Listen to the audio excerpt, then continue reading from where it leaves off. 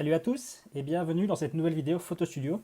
Aujourd'hui, je vais vous présenter notre dernière mise à jour. Donc, nous sommes le 19 mai et je vais vous montrer les différentes fonctionnalités qui ont été ajoutées à la plateforme ou en tout cas les modifications que nous avons faites. Alors, la première chose, c'est que quand vous êtes dans un shooting, donc ici je vais dans un shooting par exemple mariage, vous allez avoir un nouvel onglet dans la partie devis et facture. Vous allez avoir ici l'onglet cagnotte. Alors j'espère vraiment, surtout en ces temps difficiles, que ça permet à vous aider d'avoir des nouveaux clients. Ça vous permet vraiment de faire un système d'un peu de liste de naissance ou de liste de mariage par exemple. Donc l'idée c'est de définir un montant pour votre client, par exemple 500 euros, 1000 euros, le montant que vous souhaitez. Ça va créer une cagnotte pour ce client.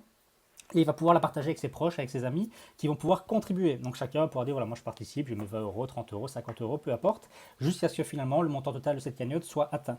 Alors donc quand vous êtes dans Shooting, devis et facture, vous avez ici l'onglet cagnotte. Vous avez le petit bouton créer une cagnotte pour ce shooting-là.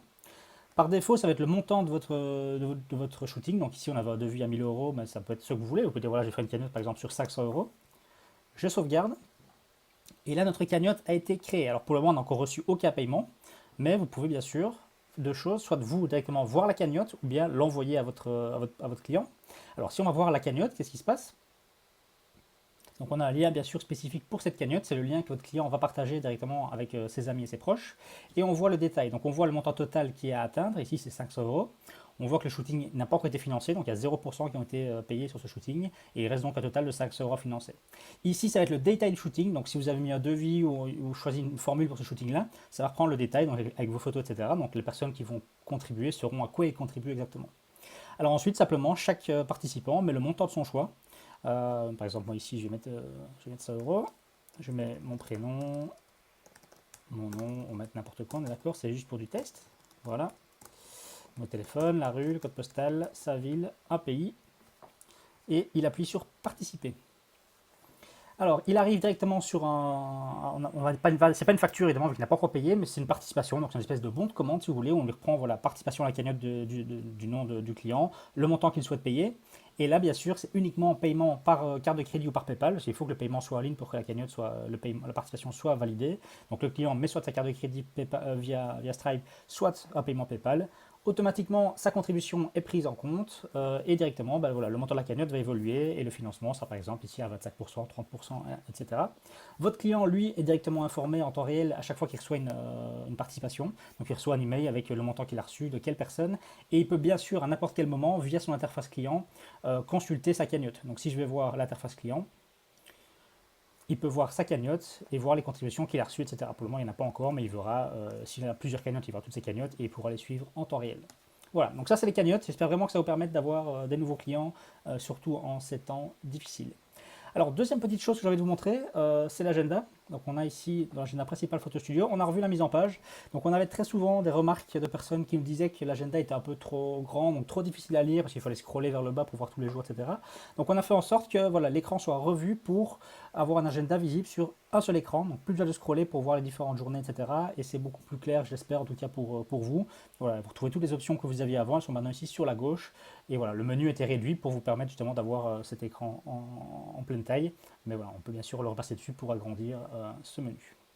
Alors, troisième point très important à discuter qui a été vraiment fortement revu, ce sont les réglages dans les formulaires de contact. Alors, vous savez qu'aujourd'hui, vous pouvez créer plusieurs formules de contact, donc autant que vous souhaitez en fait pour mettre sur votre site, ça peut être un formulaire par type de séance ou autre, vraiment ce que vous voulez.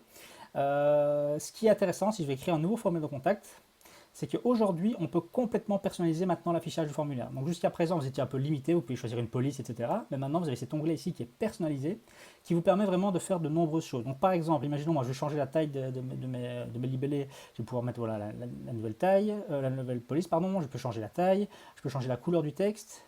Et vous voyez que donc directement la mise à jour se met à gauche, enfin, la prévisualisation se fait sur la gauche ici. On peut choisir les champs, donc la taille des champs, la police, on peut choisir l'arrondi par exemple des coins de formulaire. Ici là on voit les arrondis qui augmentent. La taille de la bordure, la couleur de la bordure, donc je vais mettre une bordure rose si ça m'amuse, avec par exemple une taille, voilà vraiment. Tout est personnalisable, le bouton également, donc on peut choisir une police, une couleur pour le bouton, l'arrondi, voilà vraiment le fond du formulaire. Donc maintenant vous pouvez vraiment beaucoup mieux intégrer vos formulaires sur votre site, parce que c'est une remarque qu'on avait très souvent. Vous êtes photographe, faites attention à votre image, c'est tout à fait normal. Et donc voilà, maintenant vous pouvez aller vraiment beaucoup plus loin pour les formulaires de contact au niveau de la personnalisation.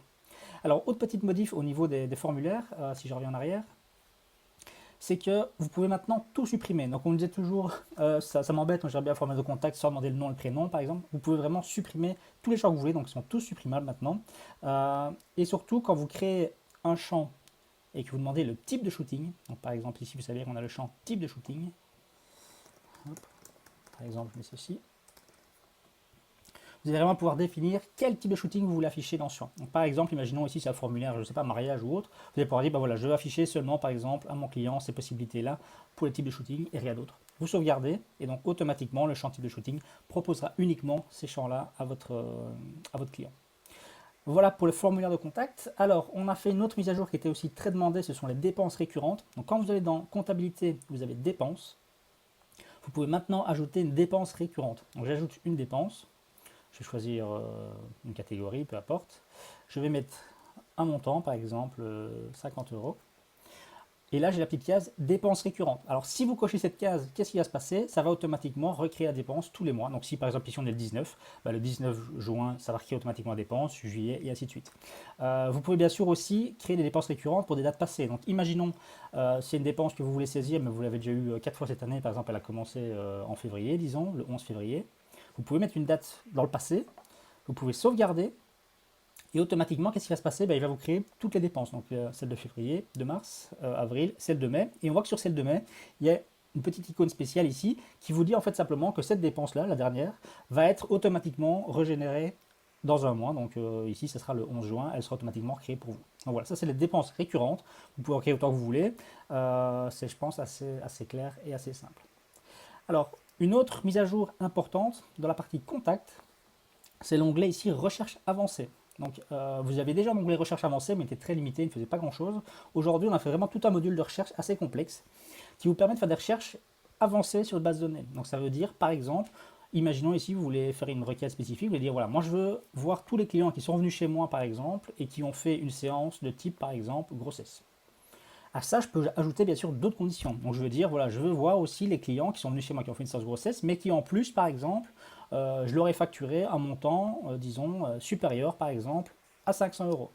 À ça, vous allez pouvoir ajouter autant de conditions que vous souhaitez. Vous pouvez très bien aller dire, je vais ajouter par exemple un filtre qui va être sur le statut du shooting, donc pour qui le shooting est confirmé, a été annulé, les dates, le tarif qu'ils ont choisi. Donc si un client choisit une formule spécifique, par exemple, je vais voir les clients qui ont commandé telle formule parce que l'année prochaine, quand je vais lancer autre chose, je veux leur envoyer un email par exemple pour leur proposer une offre spéciale.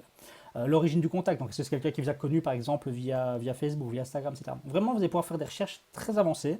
Ce qui est intéressant, c'est que vous pouvez les sauvegarder. Donc une fois que vous avez écrit une recherche sur mesure pour votre activité, vous la sauvegardez, elle apparaîtra ici et vous pourrez très facilement la réexécuter quand vous le souhaitez pour de nouveau voir les résultats.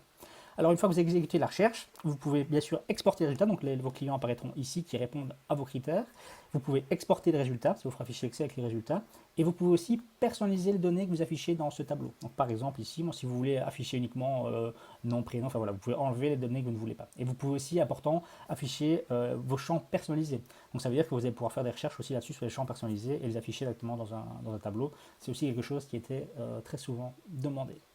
Alors dernière chose dont je vais vous parler aujourd'hui, dans la partie comptabilité, c'est le tableau de bord où nous avons ajouté une petite mise à jour, c'est les revenus prévisionnels. Donc ça veut dire que, imaginons, vous avez un mariage pour le mois d'août, vous avez facturé un compte en janvier par exemple, et vous allez avoir un solde en été.